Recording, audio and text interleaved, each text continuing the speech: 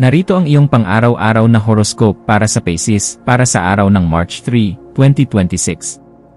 Sa pagbukas ng iyong mga mata sa magandang umagang ito ng March 3, mararamdaman mo ang isang napakalambot at tila mahiwagang agos ng enerhiya na bumabalot sa iyong buong pagkatao at nagbibigay sa iyo ng kakaibang inspirasyon na wala sa mga nakaraang araw.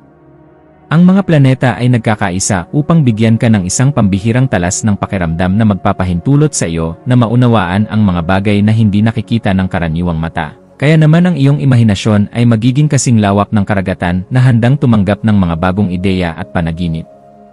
Gamitin ang biyayang ito upang higit pang mapalalim ang iyong koneksyon sa iyong sariling damdamin at huwag kang matakot na sundin ang udyok ng iyong puso dahil ang iyong pakiramdam ay sadyang nasa tamang direksyon upang gabayan ka patungo sa kapayapaan na matagal mo nang hinahanap. Pagdating sa iyong karera at mga tungkulin sa trabaho, ang petsang ito ay nagdadala ng isang mahalagang pagkakataon kung saan ang iyong likas na pagiging malikhain at ang iyong kakayahang makisama sa iba ng may sapat na malasakit ay lubos na kikilalanin ng iyong mga kasamahan at mga nakatataas. Mapapansin nila ang iyong masigasig na pagtatrabaho na laging may kasamang malalim na dedikasyon, at ang iyong boses ay magsisilbing inspirasyon sa mga pagpupulong na nangangailangan ng masining na solusyon at mahinahong pagpapasya sa gitna ng matinding pressure. Huwag kang mag-atubiling ilahad ang iyong mga vision para sa ikaunlad ng inyong pangkat dahil ang iyong mga suhestyon ay nagtataglay ng katuwiran na magbibigay ng kagaanan sa bawat proseso na inyong ginagawa sa loob ng inyong opisina o pinagtatrabahuhan. Sa usaping pananalapi, ang araw na ito ay humihingi ng isang matalinong pagsusuri sa iyong mga gastusin, lalo na sa mga bagay na bibilhin mo dahil lamang sa udyok ng iyong emosyon o awa sa ibang tao upang masiguro na ang iyong sariling pondo ay nananatiling ligtas at sapat para sa iyong kinabukasan. Maaaring may lumitaw na oportunidad para sa isang proyekto na may kinalaman sa sining, musika, o pagtulong sa kapwa na magbibigay sa iyo ng karagdagang kita. Ngunit kailangan mong maging mabusisi sa bawat detalye ng usapan bago ka pumasok sa anumang kasunduan na may kinalaman sa iyong pera. Ang pagiging masinop sa bawat transaksyon at ang paglalaan ng sapat na bahagi ng iyong kita para sa iyong mga pangarap ay magbibigay sa iyo ng seguridad na kailangan mo upang mapangalagaan ang iyong yaman ng walang anumang mabigat na alalahanin. Ang aspeto ng pag-ibig at pakikipag-ugnayan ay nasa isang yugto ng matinding romansa at espiritual na koneksyon kung saan ang iyong puso ay naghahangad ng isang relasyon na puno ng sapat na pangunawa at wagas na suporta sa iyong mga pinakasensitibong damdamin. Ang pagpapakita ng iyong pagmamahal sa pamamagitan ng maliliit ngunit makabuluhang kilos at ang pagbibigay ng sapat na oras upang makinig sa mga hinaing ng iyong katuwang ay lalong magpapatatag sa inyong ugnayan sa bawat sandali ng inyong pagsasama. Sa araw na ito, para sa mga naghahanap pa ng makakasama, ang iyong misteryoso at mahinahong aura ay magsisilbing magnet para sa mga taong naghahangad ng isang partner na may malalim na kaluluwa at handang magmahal ng walang anumang hinihintay na kapalit kundi ang tunay na kaligayahan. Ang iyong kalusugan ay dapat maging isa sa iyong mga pangunahing prioridad sa pamamagitan ng pagbibigay ng sapat na atensyon sa iyong mga paa at sa iyong immune system na maaaring makaramdam ng pagod dahil sa iyong pagiging masyadong sensitibo sa mga enerhiya sa iyong paligid. Ang iyong katawan ay humihiling ng sapat na tubig, sariwang hangin, at mga pagkaing nagbibigay ng bitamina upang mapanatili ang iyong sigla habang tinatapos mo ang iyong mga obligasyon sa loob at labas ng iyong tahanan ng may ngiti at kagaanan ng loob. Ang pagsasagawa ng mga ehersisyong naglalayong pakalmahin ang iyong isip gaya ng meditation o simpleng paglalakad sa tabi ng tubig ay makakatulong upang mailabas ang mga negatibong toxins at mapalitan ito ng positibong lakas na magpapatibay sa iyo. Sa iyong pakikipagkapwa-tao, ang iyong papel bilang isang matalinong tagapakinig at mapagkalingang kaibigan ay magiging sentro ng atensyon, lalo na sa mga taong dumadaan sa mahihirap na pagsubok at nangangailangan ng iyong mahinahong gabay upang muling makabangon. May isang tao na maaaring lumapit sa iyo upang humingi ng tulong tungkol sa kung paano magkakaroon ng kapayapaan sa kanilang sariling buhay. At ang iyong mga salita ay magsisilbing gamot na magbibigay sa kanila ng bagong direksyon at linaw ng isipan sa gitna ng kanilang kalituhan. Maging mapagmasid sa bawat pakikipag-usap dahil ang bawat kwentong iyong maririnig ay nagdadala ng bagong karunungan na maaari mong gamitin upang mas lalo mo pang mapabuti ang iyong pakikitungo sa iba't ibang uri ng personalidad ng may sapat na respeto. Ang iyong malikhaing isipan ay magkakaroon ng pambihirang kislap sa hapon, lalo na sa mga gawaing may kinalaman sa pagsusulat, pagpinta, o anumang paraan ng pagpapahayag na nagpapakita ng iyong pagiging orihinal at mapanuri sa bawat detalye ng iyong ginagawa para sa iyong sariling kaganapan. Huwag mong limitahan ang iyong sarili sa mga karaniwang pamamaraan lamang. Bagkus ay subukan ang mga makabagong estilo na magpapakita ng iyong galing habang pinapanatili ang kalidad at dangal ng iyong mga gawa sa mata ng mga taong tunay na nagpapahalaga sa sining. Ang pagbuo ng isang bagay na may layuning magbigay ng kagaanan at inspirasyon sa marami ay nagbibigay sa iyo ng ganap na kagalakan at isang pakiramdam ng tagumpay na sadyang napakahalaga para sa iyong emosyonal na pag-unlad bilang isang tao.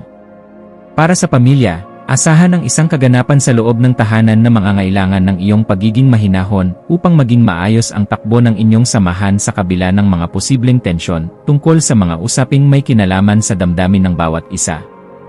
Ang iyong presensya ay magbibigay ng kagaanan dahil kaya mong magpaliwanag sa paraang hindi nakakasakit at may sapat na pag-unawa sa nararamdamang pangangailangan ng bawat miyembro ng iyong pamilya sa bawat oras na kayo ay nag-uusap. Maging mapagpatawad sa mga pagkakamali ng iba at maging isang gabay na laging handang protektahan ang kapayapaan sa loob ng bahay. Dahil ang matatag na pundasyon sa loob ng tahanan ang tunay na lakas na magtataguyod sa iyo sa bawat pagsubok na darating.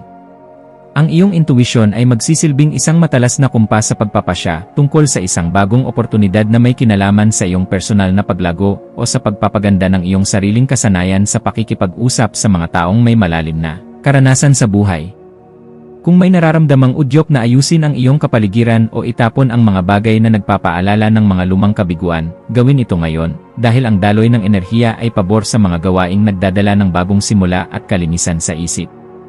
Ang iyong panloob na boses ay malakas na nagpapaalala na handa ka na para sa isang mas mataas na antas ng kaganapan sa iyong pagkatao. Kaya pakinggan ito, at huwag hayaang ang mga takot ay humadlang sa iyong asenso patungo sa tagumpay.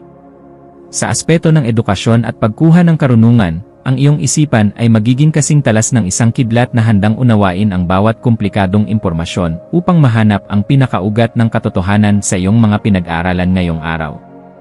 Gamitin ang panahong ito upang magbasa ng mga materyales na magpapalawak ng iyong pangunawa sa mga usaping pilosopikal o sa mga sining na nagbibigay ng bagong perspektibo dahil ang mga ito ay sadyang makakatulong sa pagpapabuti ng iyong sariling disposisyon. Ang bawat impormasyon na iyong matututunan ay magsisilbing hiyas sa iyong isipan. Kaya huwag kang titigil sa paghahanap ng liwanag hanggang sa marating mo ang ganap na kalinawan na iyong matagal nang hinahanap para sa iyong seguridad at kagaanan ng loob.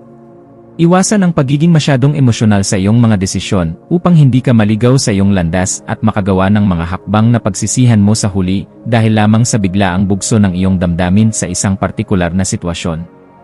Ang pagpapanatili ng isang balanse sa pagitan ng iyong puso at ng iyong lohika ay isang kasanayan na dapat mong pagtuunan ng pansin ngayong araw upang mas lalo kang irespeto ng mga taong nakapaligid sa iyo sa iyong trabaho. Ang pagpili sa kung ano ang nakakabuti sa iyong pangmatagalang mithiin ng hindi isinasakripisyo ang iyong mga prinsipyo ay magbibigay sa iyo ng mas mabilis na resulta at mas malalim na kagalakan sa bawat sandali ng iyong pagkilos sa labas ng bahay.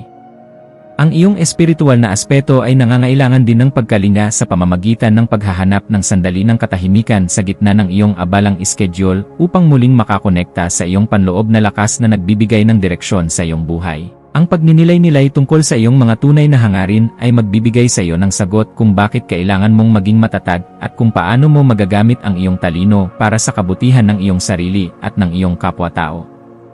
Ang pagpapasalamat sa bawat biyaya, maliit man o malaki, na iyong natatanggap ay magbubukas ng pinto para sa mas marami pang milagro. Kaya panatilihin ang iyong integridad at ang iyong pagiging marangal sa lahat ng pagkakataon na ibinibigay sa iyo sa araw na ito. Maging mapagmasid sa mga dokumento, email, o mga mensaheng iyong matatanggap ngayong hapon. At siguraduhin na naintindihan mo ang bawat detalye bago ka magbigay ng iyong pagsang-ayon upang maiwasan ang anumang aberya sa iyong mga plano sa hinaharap. Ang paghingi ng payo sa mga taong pinagkakatiwalaan mo o sa iyong mga mentor ay isang matalinong hakbang na dapat mong gawin upang maprotektahan ang iyong mga interes at ang iyong pinaghirapan sa loob ng mahabang panahon ng iyong pagsisikap. Ang pag-iingat sa ganitong mga usapin ay magbibigay sa iyo ng kapanatagan na ang iyong mga hakbang ay nasa loob ng katuwiran at hindi ka malalagay sa alanganin dahil lamang sa kakulangan sa mabusising pagsusuri ng bawat detalye ng impormasyon. Sa pagdating ng gabi, maglaan ng oras upang ayusin ang iyong kapaligiran at ang iyong isip sa pamamagitan ng paggawa ng mga ritual na nagpapakalma sa iyong sistema gaya ng pakikinig sa musika o pagligo ng maligamgam na tubig.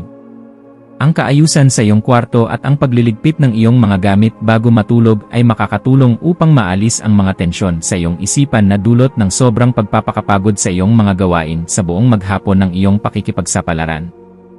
Ang pagpapasalamat sa bawat tagumpay na iyong nakamit sa araw na ito ay magpapanatili sa iyong positibong disposisyon, na siyang magsisilbing magnet para sa mas magagandang balita na darating sa iyong pintuan bukas para sa iyong patuloy na ikaunlad at kagalakan.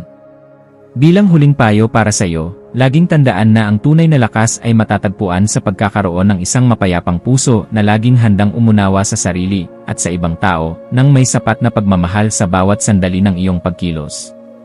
Manatiling nakatutok sa iyong sariling landas habang nagpapakita ng malasakit sa mga taong nasa paligid mo, dahil ang kaganapan ng iyong pagkatao ay matatagpuan sa pagbabahagi ng iyong liwanag ng may dangal sa lahat ng pagkakataon na ibinibigay sa iyo. Hayaang ang liwanag ng karunungan ang maging gabay mo sa pagtahak sa daan ng iyong mga adhikain, at maniwala ka na sa bawat pagsusumikap mo na magpakita ng kabutihan, mayroong magandang bukas na naghihintay para sa iyo.